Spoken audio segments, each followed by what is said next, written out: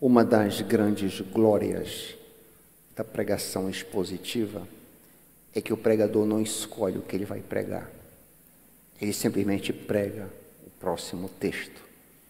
E aí a gente vem caminhando há muito tempo no saltério. Me lembro que na última pregação que fiz aqui na quarta-feira, antes das minhas férias, nós pregamos 4 mensagens em cima do Salmo 37. Lembram? Dividimos o Salmo 37 em 4 sessões. E ali nos despedimos. Estamos voltando agora para o Salmo 38, que é o próximo. Quantos têm a Escritura Santa? Ergam-na. Quero te encorajar a sempre trazer a Bíblia Santa e acompanhar no teu texto a exposição da mesma. Salmo 38, 4 estrofes. Vamos ler juntos? Me acompanha na tua tradução, eu leio da Ara. Primeira estrofe, versículos 1 e 2. Não me repreendas, Senhor, na tua ira, nem me castigues no teu furor. Cravam-se em mim as tuas setas, e a tua mão recai sobre mim. Segunda estrofe. Não há parte sã na minha carne, por causa da tua indignação. Não há saúde nos meus ossos, por causa do meu pecado. Pois já se elevam acima de minha cabeça as minhas iniquidades, como fardos pesados excedem as minhas forças. Tornam-se infectas e purulentas as minhas chagas por causa da minha loucura. Sinto-me encurvado e sobremodo abatido. Ando de luto o dia todo. Ardem-me os lombos e não há parte sã na minha carne. Estou aflito e muito quebrantado, dou gemidos por efeito do desassossego do meu coração. Na tua presença, Senhor, estão os meus desejos todos, e a minha ansiedade não te é oculta. Bate-me excitado o coração, faltam-me as forças, e a luz dos meus olhos, essa mesma, já não está comigo. Terceira estrofe. Os meus amigos e companheiros afastam-se da minha praga, e os meus parentes ficam de longe. Armam ciladas contra mim os que tramam tirar minha vida, os que me procuram fazer o mal, dizem coisas perniciosas e imaginam engano todo dia. Mas eu, como surdo, não ouço, e qual mudo não abro a boca. Sou com efeito como quem não ouve, e em cujos lábios não há réplica. Pois em ti, Senhor, espero. Tu me atenderás, Senhor, Deus meu. Porque eu dizia, não suceda que se alegrem de mim e contra mim se engrandeçam quando me resvala o pé. Pois estou prestes a tropeçar, a minha dor está sempre perante mim. Confesso a minha iniquidade e suporto tristeza por causa do meu pecado. Mas os meus inimigos são vigorosos e fortes, e são muitos os que sem causa me odeiam. Da mesma sorte, os que pagam o mal pelo bem são meus adversários, porque eu sigo o que é bom. Quarta e última estrofe. Não me desampares, Senhor, Deus meu, não te ausentes de mim, apressa-te em socorrer-me, Senhor, salvação minha. Pai, que as palavras dos meus lábios e o meditar do meu coração sejam agradáveis a ti, rocha minha e redentor meu. O povo de Deus em apoio diz: este poema que nós acabamos de ler é parte de um grupo de cânticos chamados Salmos Penitenciais. Eles são 7, os salmos penitenciais. O Salmo 6, o 32, o 38, que nós acabamos de ler, o 51, o 102, o 130 e o 143. Esses 7 cânticos de penitência, também chamados de salmos de confissão, expressam a tristeza do salmista por causa dos seus pecados. Enquanto que no penitencial clássico, talvez o penitencial mais conhecido, o penitencial 51, que fala sobre o escândalo com Betseba e a tragédia do que foi aquilo tudo, neste salmo no Salmo 38, não há a razão, não há que tipo de pecado, não é possível identificar o que Davi fez e está aqui lamentando. É possível que Davi tenha composto este poema para servir de modelo para que os que lessem evitassem pecar a todo custo. Por que é possível que tenha sido modelo? Se tu bateres o olho na epígrafe em cima, você vai ler em memória. Interessante. Em memória, Salmo de Davi, ponto. Lá em cima, em memória. É possível então que ele tenha feito esta peça, lembrando de um incidente, olhando para trás, lembrando de um incidente, ou, quem sabe, em meio ao mesmo incidente, mas tenha feito para que isso fique eternalizado, para que a gente evite o pecado, como ele caiu. O cântico, como eu já disse, pode ser dividido em 4 estrofes, se você quiser riscar. Se você tiver o hábito de riscar a sua Bíblia como eu, você pode fazê-lo. A primeira estrofe aí, eu chamei de oração introdutória, versículos 1 e 2. A segunda estrofe, consequências internas do pecado, versículos 3 a 10. É o que nós vamos examinar. A gente vai examinar a primeira e a segunda estrofe, e quarta-feira que vem, se Deus nos der força e graça, nós estaremos aqui para concluir, examinando a terceira e quarta estrofe. A terceira estrofe eu intitulei de consequências externas do pecado, versículos 11 a 20. E por último, a quarta estrofe, conclusão, versículos 21 e 22.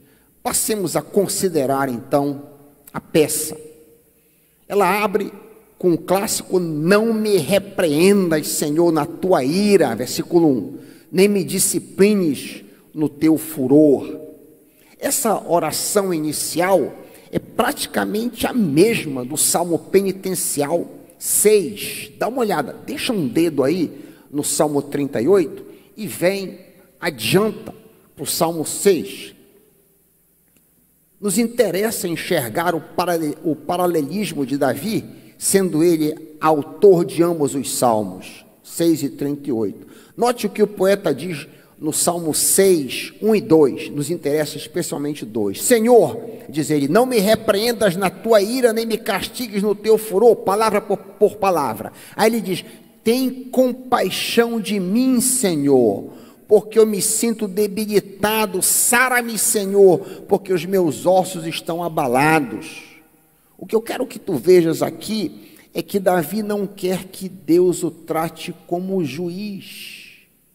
Davi não quer que Deus o trate como juiz, mas como pai. Não é papel do juiz ter compaixão. Papel do juiz é executar a lei.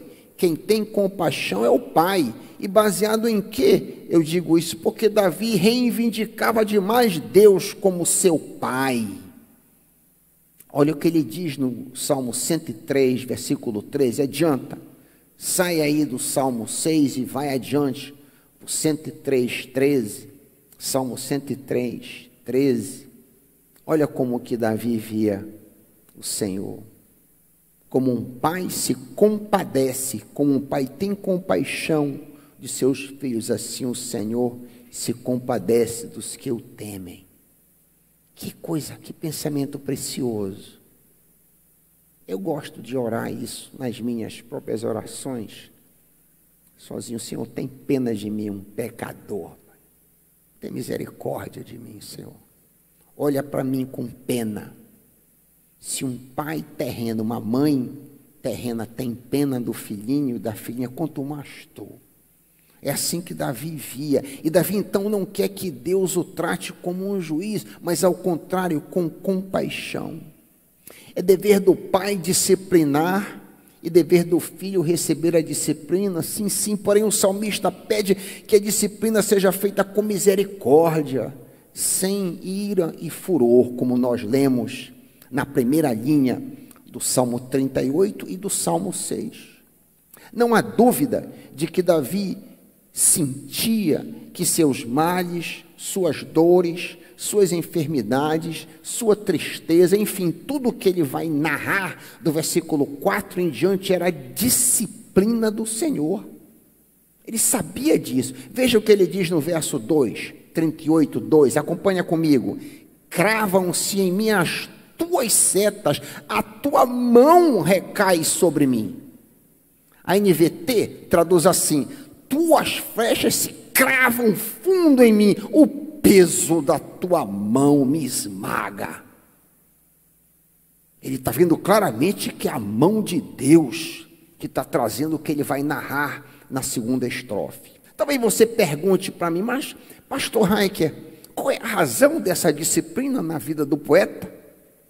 Qual é o motivo da disciplina?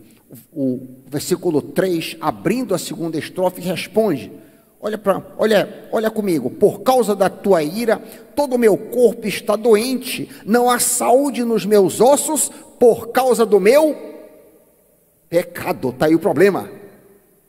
Olha o problema. Essa é a razão dessa situação de angústia que ele está passando. Para que não fique dúvida, você pode ver a mesma coisa no versículo 4. Adiante comigo. Pois já se elevam acima da minha cabeça as minhas iniquidades, como fardos pesados excedem as minhas forças. A NVI traduz assim: as minhas culpas me afogam, são como fardo pesado e insuportável. Davi é culpado pelo que está acontecendo com ele. Ele agiu loucamente e está recebendo a disciplina, está recebendo o castigo do Senhor. Olha o versículo 5. As minhas chagas se tornam fétidas e purulentas por causa da minha loucura. A NVI diz insensatez. Como é que diz a tua tradução? Davi está colhendo o que ele plantou. Semeou pecado, está colhendo disciplina. Semeou iniquidade, está colhendo castigo. Na terceira estrofe desta peça, que nós não vamos examinar hoje, mas ele volta a dar razão a Deus pelos seus males. Davi não quer pecar outra vez, mas se sente demasiadamente fraco. Olha lá na frente, 17a. Olha lá o 17, estou prestes a tropeçar. Ele segue dizendo que a lembrança do seu pecado é muito dolorida e sempre presente na sua consciência. 17b e 18, olha comigo. A minha dor está sempre perante mim, confesso a minha iniquidade, suporto tristeza por causa do meu pecado. Que situação terrível. O resultado da insensatez de Davi é a correção do Senhor. Por sinal, queridos, a correção do Senhor era algo comum no Antigo Testamento. O profeta Jeremias, por exemplo, experimentou a mesma disciplina do Senhor. Lemos em Jeremias 10, 24. Jeremias 10, 24, castiga-me, Senhor, mas em justa medida, não na tua ira, para que eu não seja reduzido a nada. Castiga com misericórdia, ele está dizendo.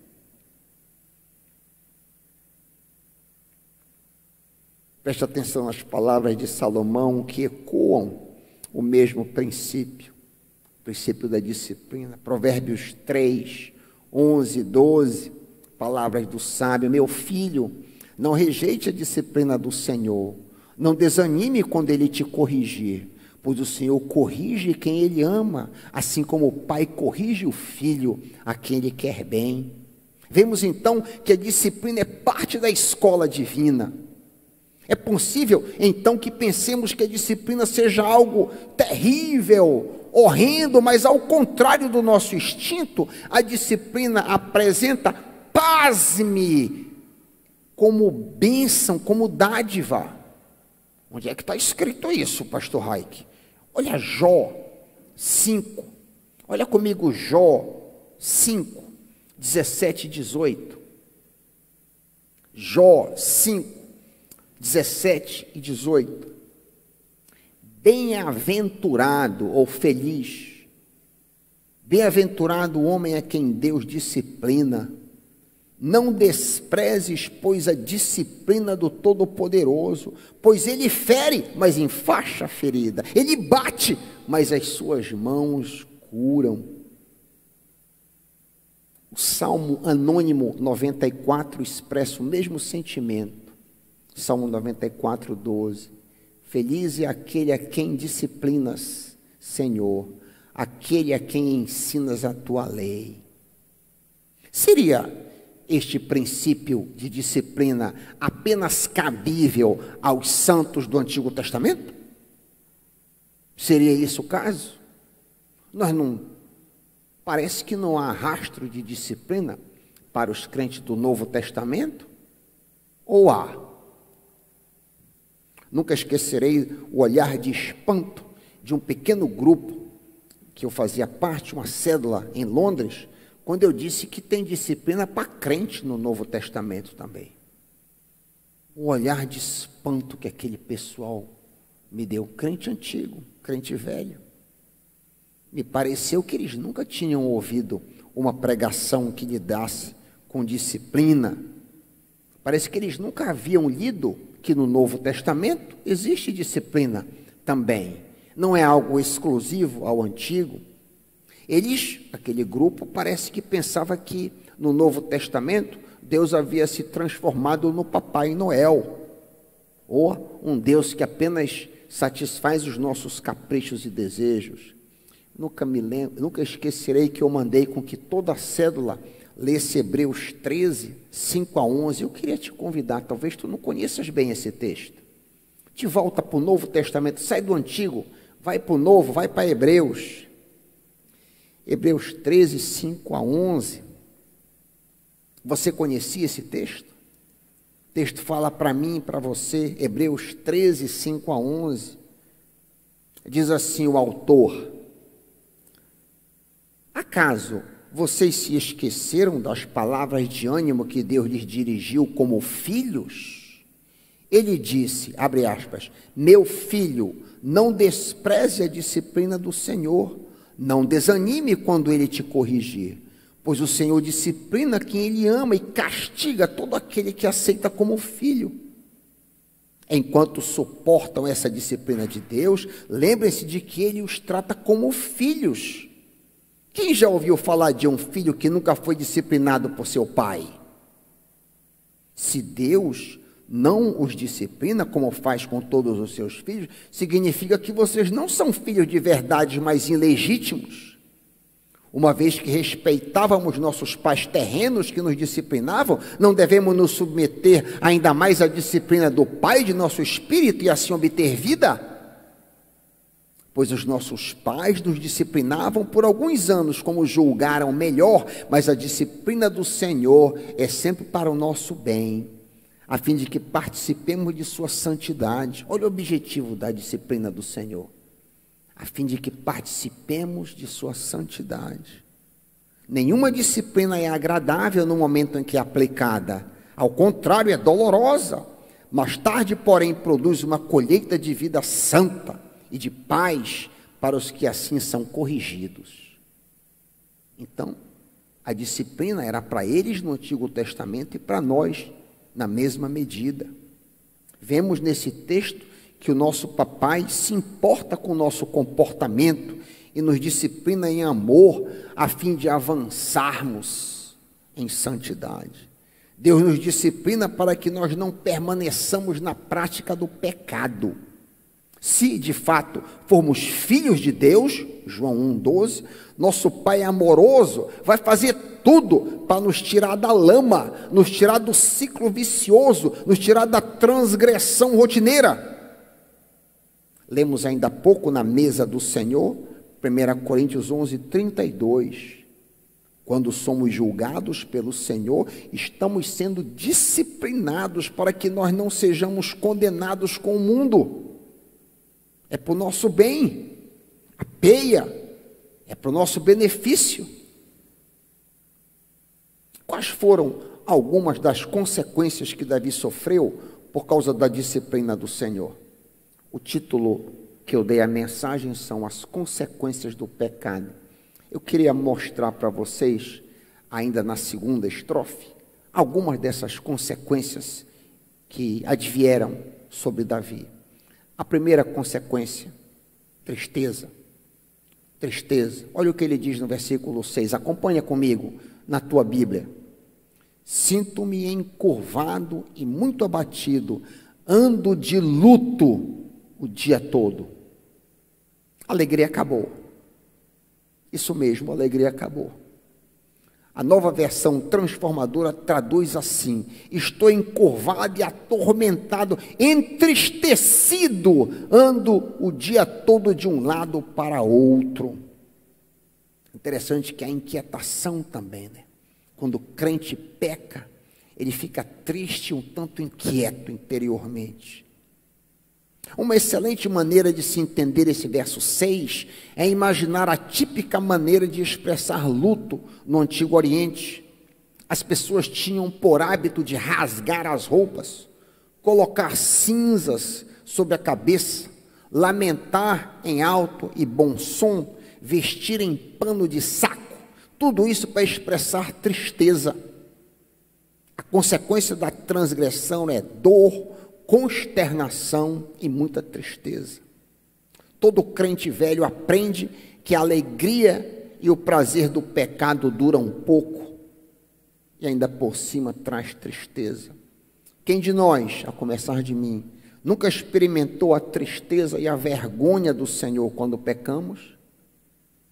Quem de nós nunca ficou decepcionado consigo mesmo quando pecamos?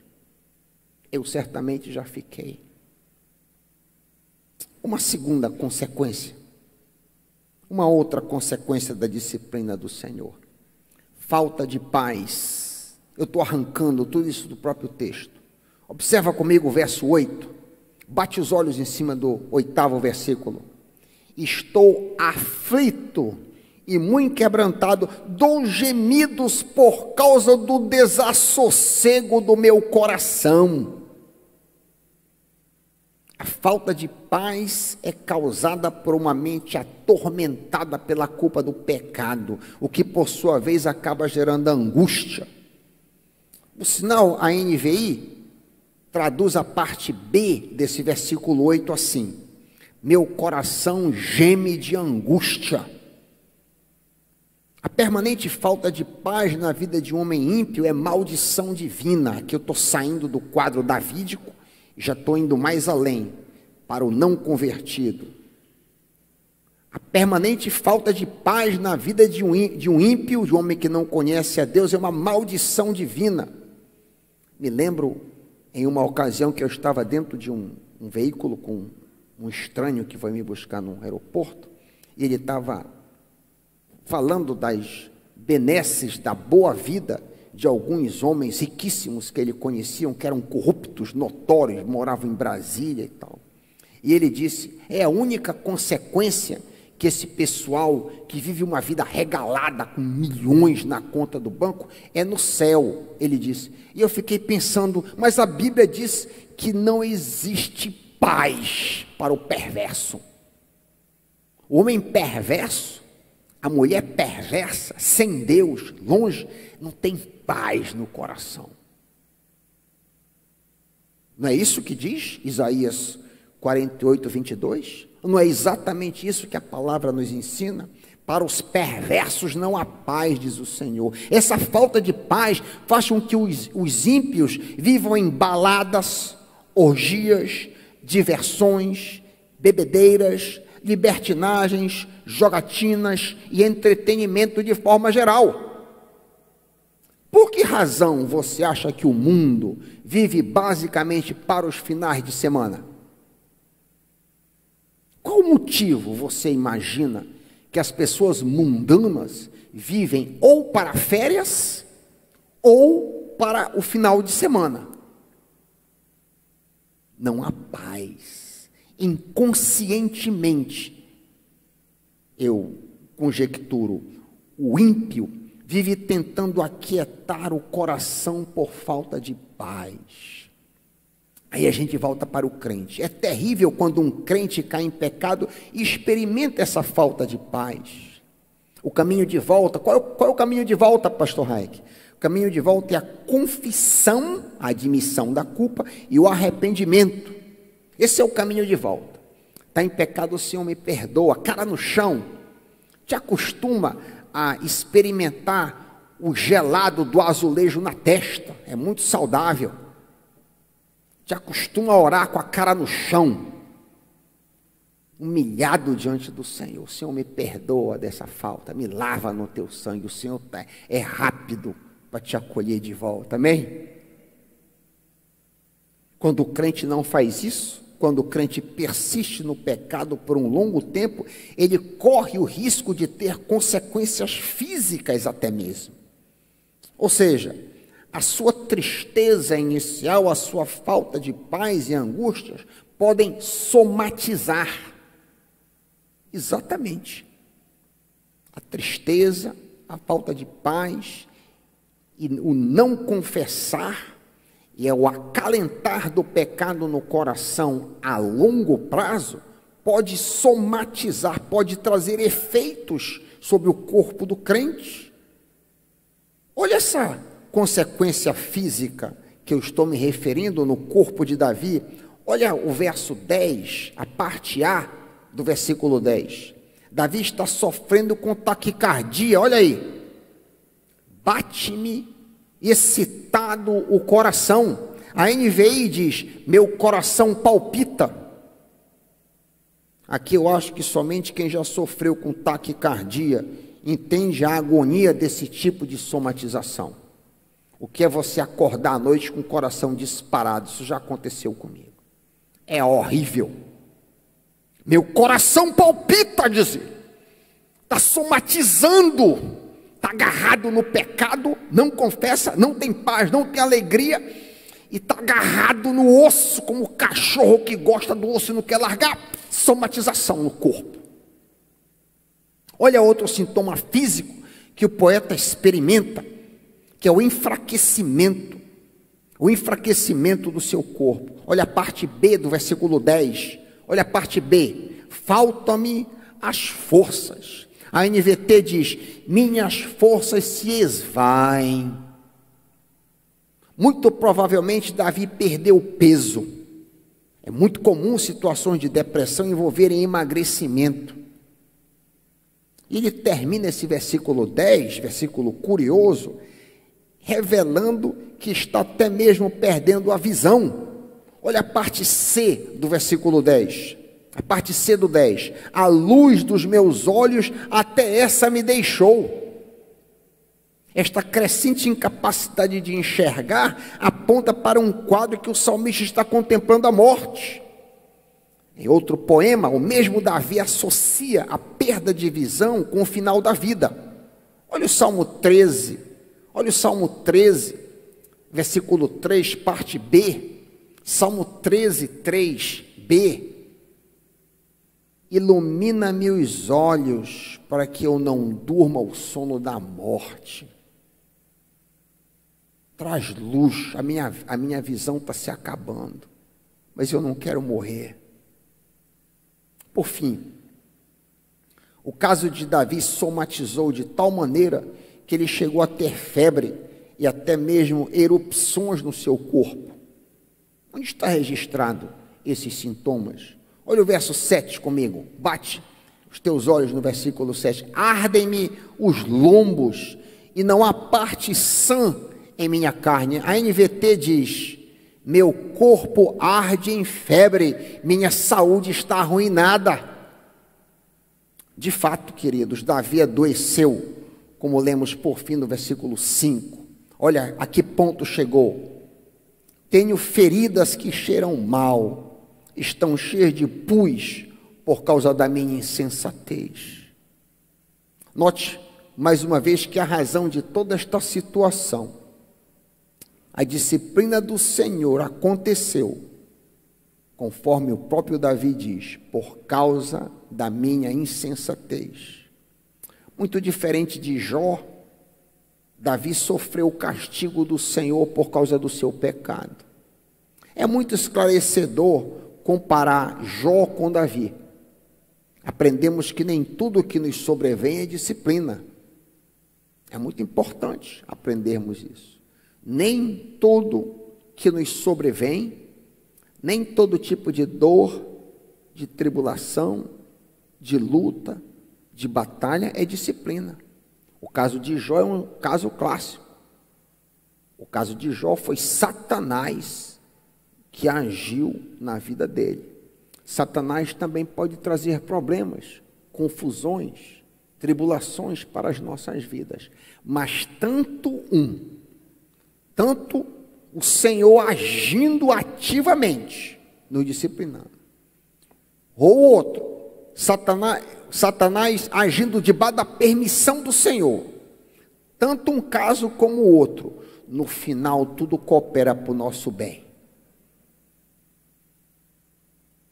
No final das contas, no frigir dos ovos, tudo coopera para o nosso bem.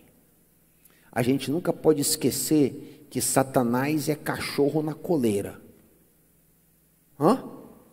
Você nunca pode esquecer disso. Satanás é cachorro na coleira. Ele vai até onde o Senhor permite. Ele pode agir, eu acabei de dizer. Ele pode agir, pode trazer problemas, perseguição no seu escritório, inveja, gente com inveja de você, trazendo problemas para você, Satanás agindo através daquela pessoa. Diversas situações podem acontecer na sua vida que você, poxa, mas até onde eu saiba eu não estou andando em pecado. Se eu estou andando em pecado, espera a peia, se você for crente. Aí com certeza você pode saber que é disciplina do Senhor. Mas se você não está andando em pecado, até onde você saiba, você está tentando viver de uma maneira limpa, você está tentando viver de uma maneira cristã, e a situação está terrível, Satanás pode estar querendo te atormentar. O importante é que, tanto na disciplina do Senhor, como na perseguição satânica, o Senhor vai fazer com que tudo coopere para o teu bem. E você vai ser aperfeiçoado, você vai crescer, você vai desenvolver. Porque a palavra do Senhor nos garante que todas as coisas concorrem para o bem daqueles que amam a Deus, Romanos 8, 28. Você que me ouve hoje à noite, você ama a Deus? Você já entregou a sua vida a Cristo? Você que se diz crente, mas está em pecado cíclico, tome cuidado, para que o Pai não crave em ti as suas setas, para que a sua mão não recaia sobre ti, como disse Davi. O pecado não compensa, ele traz tristeza, falta de paz, angústia, e a longo prazo o pecado pode trazer consequências físicas, como taquicardia, enfraquecimento, perda de visão, febre, dores no corpo e até mesmo feridas purulentas. É possível que Davi tenha composto este poema para servir de modelo para os que lessem, evitassem pecar a todo custo. Note bem o sofrimento que ele passou e te pergunte a ti mesmo hoje à noite, vale a pena continuar na prática do pecado? Tanto você que ainda não é crente, quanto você que está desviado hoje à noite, eu te convido ao arrependimento e vida ao lado de Cristo. Você que nunca fez uma decisão ao lado de Cristo, eu queria que a igreja estivesse orando agora. Você que por acaso veio aqui hoje à noite, ou já veio várias vezes, mas nunca entregou a sua vida a Cristo, e está vivendo uma vida miserável, está vivendo na ciclicalidade do pecado, está triste, não tem alegria verdadeira. Quem sabe você não é um desses que vive por final de semana? Quem sabe?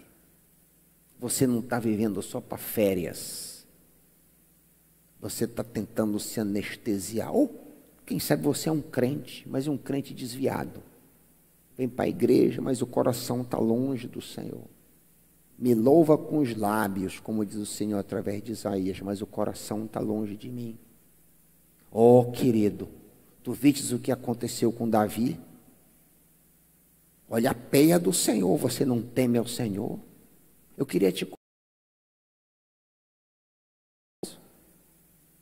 Satanás não tem interesse que você se arrependa. Satanás quer que você fique agarrado no osso.